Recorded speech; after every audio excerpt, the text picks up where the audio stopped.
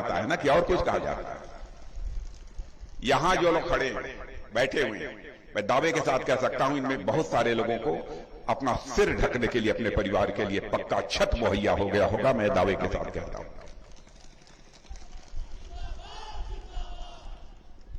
और मैं दावे के साथ कह सकता हूं इस बात को भी, गरीब परिवार की माताएं बहनें जो पहले अंगीठी जलाकर, लकड़ी जलाकर, धुएं में खाना बनाती थी, आंखों से आंसू टपकते रहते थे, फेफड़े में गैस जाती थी, जो जिंदगी 80, 85, 90 की जीनी चाहिए वो 50, 55 में इस दुनिया से चल बसती थी। किसने चिंता की? बहनों भाइयों, हमारे प्रधानमंत्री ने चिंता की, एलपीजी गैस सिलेंडर दिया। और मैं यह भी कहना चाहता हूं, सरकार बनाइए, बनने दीजिए, होली और दीपावली पर एक एक गैस सिलेंडर मुफ्त मुहैया कराइए।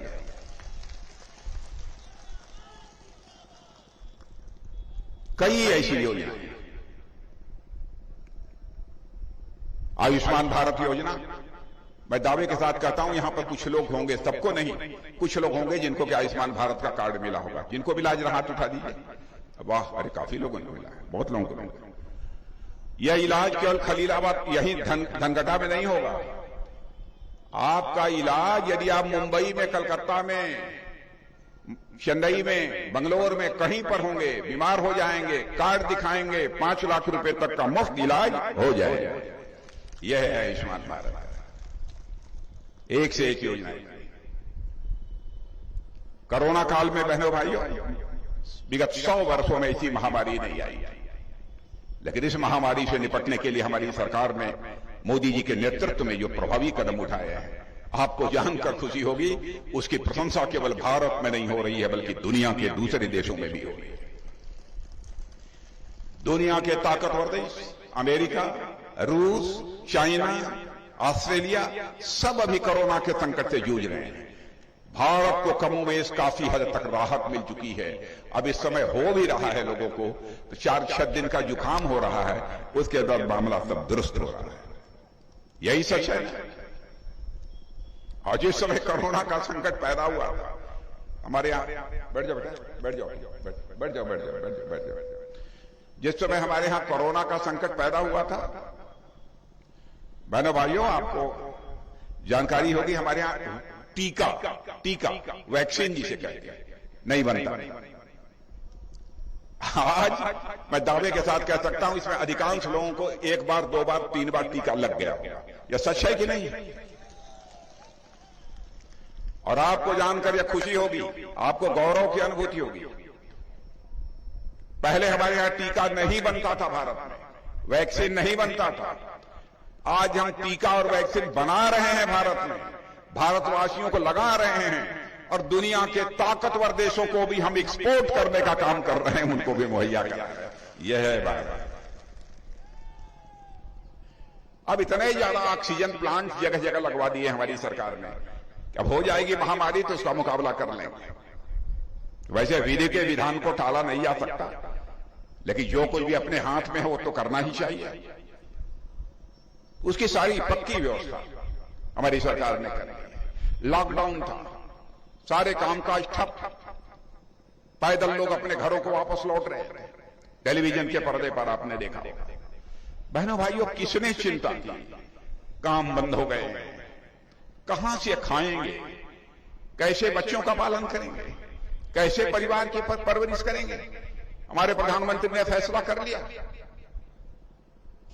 कि जब तक यह संकट समाप्त नहीं होता है, हिंदुस्तान के 80 करोड़ परिवारों को महीने में 2-2 बार मुफ्त राशन मुहैया कराया जाएगा। बहनों भाइयों, दुनिया में इस प्रकार की योजना करेंगे।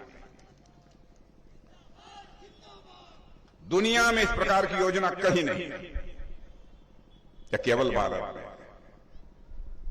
अद्भुत भारत है बहनों भाइयों इस तरह। और आपको जानकर खुशी होगी, भारत अब पहले जैसा भारत नहीं रहा। भारत पहले अंतर्राष्ट्रीय मंचों पर कुछ बोलता था तो दुनिया हमारी बातों को गंभीरतापूर्वक नहीं लेती थी। आज यदि भारत कुछ अंतर्राष्ट्रीय मंचों पर बोलता है, लोग कान खोलकर सुनते हैं कि भारत बोल क्या रहा है। यह भारत की हैसियत नहीं है। दुनिया में भारत के प्रति धारणा बदल गई है। यूक्रेन का संकट है, रूस और यूक्रेन के बीच जो संघर्ष हो रहा है, उसमें भी हमारे प्रधानमंत्री सरकार प्रभावी भूमिका निभा रहे हैं। अब प्रायः दिन में प्रधानमंत्री जी बैठकर समीक्षा करते रहते हैं कि वहां जो संकट पैदा होता है कैसे हमारे भारतवासी हमारे भारत को वापस आ जाए। मुफ्त में उन्हें लाने की व्यवस्था की गई है, लेकिन कठिनाइयां हो रही हैं। कैसे बॉर्डर पर पहुंचे लोग? वहां पर कोई एयर स्ट्रिप एयरपोर्ट बचा ही नहीं है यूक्रेन में, यहां हवाई जहाज उतर सकते।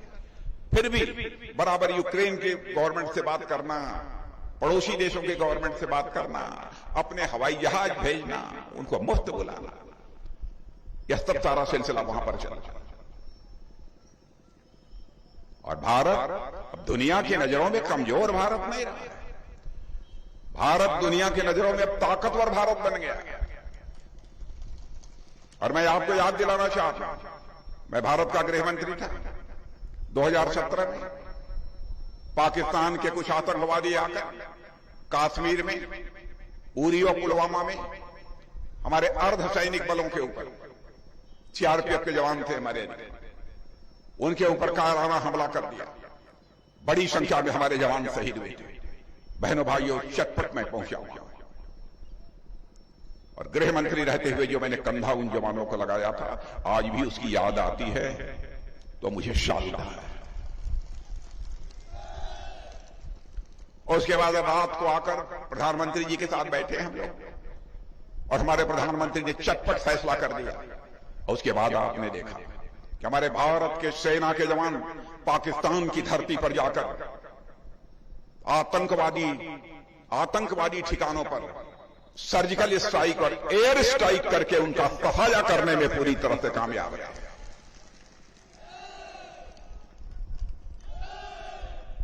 हमने सारी दुनिया को यह संदेश दे दिया कि भारत का चरित्र रहा है कि आज तक दुनिया के किसी देश पर न तो हमने कभी कोई आक्रमण किया, न दुनिया के किसी देश की एक इंच जमीन पर कभी भारत ने कब्जा किया।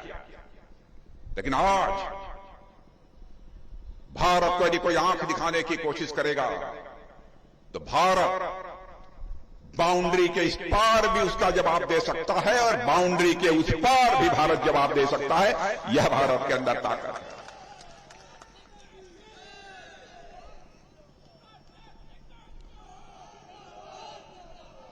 और बहनों भाइयों, मैं आपको यकीन दिलाना चाहता हूं, हमारा प्रधानमंत्री बहुत मजबूत है और देश का रक्षा मंत्री होने के नाते मैं भी आपको यकीन दिलाना चाहता हूं, चाहे जो भी कीमत चुकानी पड़े मेरे बहनों भाइयों, हम लोग भारत माता का मस्तक किसी भी सूरत में झुकने नहीं देंगे।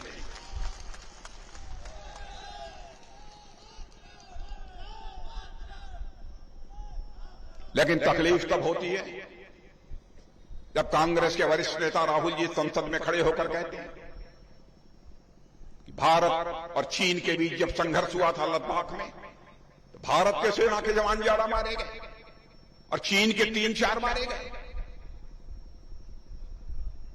बहनों भाइयों, रक्षा मंत्री होते हुए भी मैंने कभी नहीं किसके कितने जवान मारे। इन्होंने यह बात कह दी। बहनों भाइयों, सच को लंबे समय तक नहीं दबाया जाता। ऑस्ट्रेलिया के एक अखबार जिसका नाम क्लेक्सान है, उसमें खोजी पत्रकार ने यह लिख दिया, उनके बोलने के 1-2 दिन पहले आगे पीछे उसने लिख दिया कि भारत और चीन के बीच जो लद्दाख में संघर्ष हुआ था उसमें चीन के 38 से लेकर 50 लोग मारे गए। बहनों भाइयों, ऑस्ट्रेलिया के अब इनकी बोलती बंद, अब कुछ बोल ही नहीं रहे। हमसे पूछते, मैंने कहा मैं नहीं बताऊंगा। बहनों भाइयों, रक्षा मंत्री के बोलने का मतलब होता है कूटनीतिक दृष्टि से यह किस रूप में लिया जाए, क्या हो, कैसे हो। ये लोग समझते हैं कमजोरी। लंबे समय तक ये लोग भी सरकार चला चुके हैं और मैं मानता हूं देश की सुरक्षा का संकट खड़ा हो, एकता, अखंडता और संप्रभुता का प्रश्न खड़ा हो देश का, सारे राजनीतिक पार्टियों को सारे मतभेदों से ऊपर उठकर एकजुट होकर खड़ा होना चाहिए।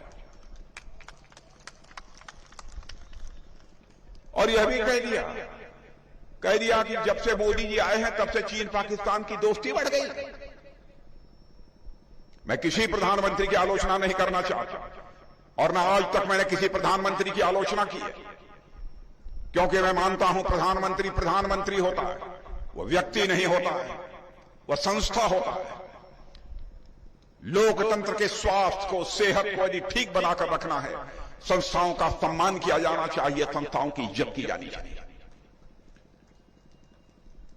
पूर्व प्रधानमंत्रियों के प्रति भी सम्मान व्यक्त करते हुए यह हकीकत आप लोगों के सामने रखना चाहता हूं। चीन और पाकिस्तान की दोस्ती हमारे समय की नहीं है, मोदी जी के समय की नहीं है। बहनों भाइयों, जिस समय पाकिस्तान ने जो सक्सराम घाटी पर कब्जा किए हुए था, उसने चाइना के हवाले किया। उस समय भारत के प्रधानमंत्री हमारे पंडित जवाहरलाल जी नेहरू, मोदी जी नहीं। पाक अधिकृत कश्मीर में काराकोरम हाईवे जिस समय बना था पाक और चीन की दोस्ती के कारण, उस समय मोदी जी प्रधानमंत्री नहीं थे, बल्कि श्रीमती इंदिरा गांधी जी प्रधानमंत्री। चीन पाकिस्तान इकोनॉमिक कॉरिडोर जब बनना प्रारंभ हुआ, मोदी जी प्रधानमंत्री नहीं थे, डॉक्टर मनमोहन सिंह जी उस समय भारत के प्रधानमंत्री थे। मैं कांग्रेस के दोस्तों से कहना चाहता हूं, यदि भारत के प्राचीन इतिहास की जानकारी यदि राहुल गांधी को नहीं है, कम से कम आजाद भारत के इतिहास की जानकारी तो उन्हें करा दीजिए। क्या करते हैं लोग? क्या सत्ता हासिल करने के लिए सारी मर्यादाओं को ताक पर रख देना चाहिए? बहनों भाइयों, फैसला आप क्या? समाजवादी पार्टी और बहुजन समाज पार्टी का जहां तक प्रश्न है, तो मैं समझता हूं राष्ट्रीय राजनीति से लोगों का कोई लेना देना। कहने को कहते हैं हम समाजवादी, लेकिन मैं समझता हूं समाजवाद से इनका कोई लेना देना। समाजवाद इन्हें छू तक नहीं है। समाजवादी वह होता है जो जनता को भय और भूख से निजात दिलाए, छुटकारा दिलाए, वही समाजवादी होता है। लेकिन जब समाजवादी पार्टी आती है, जनता के भी भय बढ़ जाता है। ये गुंडा क्या करेगा, ये बदमाश क्या करेगा। अरे मैंने देखा पुलिस के अधिकारी, कलेक्टर, कमिश्नर इनसे घबराते थे, कहीं हमारा ट्रांसफर न करा दे। बड़े बड़े माफिया धमकी देकर जाते थे, घबराओ मत बच्चों, मैं तुमको देख लूंगा।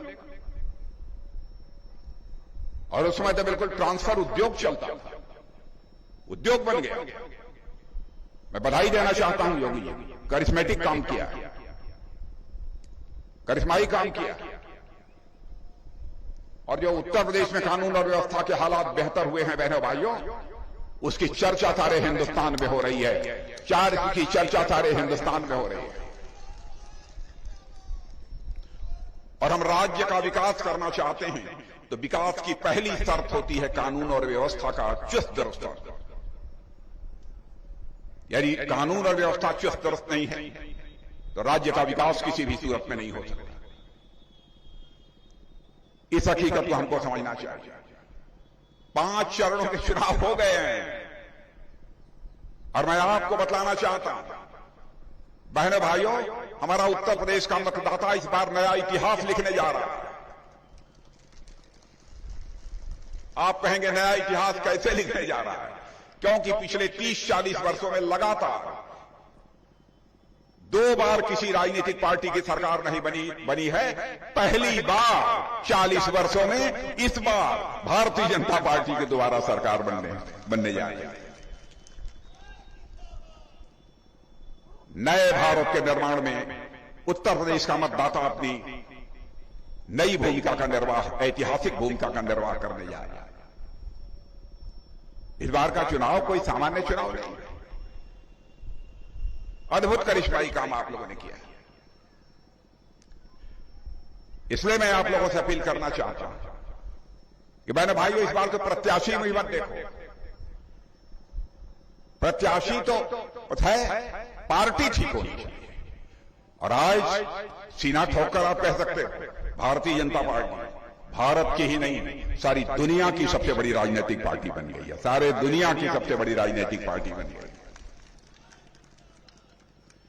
दुनिया की सर्वेक्षण एजेंसियां जो समय समय पर सारे राजनीतिक पार्टियों के परफॉर्मेंस की समीक्षा करती रहती हैं, भारत के राजनीतिक पार्टियों के परफॉर्मेंस की समीक्षा करने के बाद कहा है कि हिंदुस्तान में विकास और सुशासन की राजनीति करने वाली सबसे बेहतर राजनीति करने वाली यदि कोई पार्टी है तो उसका नाम है भारतीय जनता पार्टी।